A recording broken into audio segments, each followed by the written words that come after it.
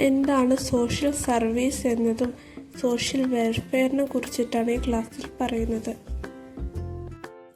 Social service സമൂഹ സേവനം എന്നത് സർക്കാരുകളും മറ്റ് സ്ഥാപനങ്ങളും ആവശ്യമുള്ള ആളുകളെ സഹായിക്കാൻ നടത്തുന്ന സംഘടിത ശ്രമമാണ്. പൊതുജനാരോഗ്യം, സംരക്ഷണം, വിദ്യാഭ്യാസം, ഭവന പിന്തുണ എന്നിവ ഉൾപ്പെടുന്നു. ജനങ്ങളുടെ ജീവിത നിലവാരം മെച്ചപ്പെടുത്താനും ഭക്ഷണം, പാർപ്പിടം, വൈദ്യസഹായം തുടങ്ങിയ അടിസ്ഥാന ആവശ്യങ്ങൾ എല്ലാവർക്കും ഉറപ്പുവരുത്തുന്നു. ഏതൊരു വ്യക്തിയെയും ജാതി, മത, വർഗ, വർണ്ണം ഒന്നും നോക്കാതെ സഹായിക്കുന്നതിൽ സോഷ്യൽ സർവീസ് എന്ന് പറയുന്നു. ഒരു സഹായം ആവശ്യമുള്ള വ്യക്തിക്ക് ഏത് രീതിയിൽ സഹായം ചെയ്താലും അത് സോഷ്യൽ സർവീസിൽ ഉൾപ്പെടുന്നു. എല്ലാ വ്യക്തികൾക്കും ഒരുപോലെ ലഭിക്കുകയും നൽകുകയും ചെയ്യുന്നതാണ്.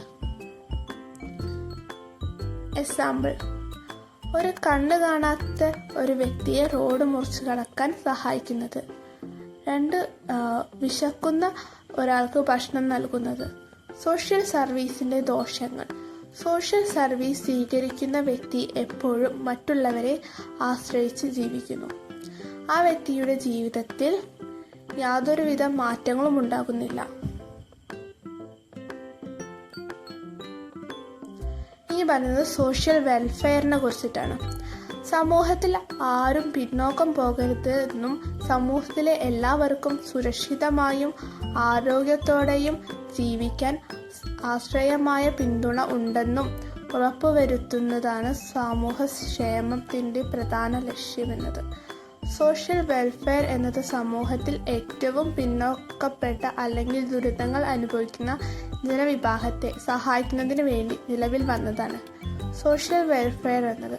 സോഷ്യൽ വെൽഫെയറിന്റെ ഭാഗമായി സോഷ്യൽ വെൽഫെയർ അഡ്മിനിസ്ട്രേഷൻ എന്നൊരു വിഭാഗത്തെ വരെ നിർമ്മിച്ചിട്ടുണ്ട്. അവരാണ് സമൂഹത്തിൽ ബുദ്ധിമുട്ടുകൾ അനുഭവിക്കുന്ന ജനവിഭാഗത്തെ കണ്ടുപിടിക്കുകയും അവർക്ക് വേണ്ട സഹായങ്ങൾ ചെയ്തു നൽകുകയും ചെയ്യുന്നത്.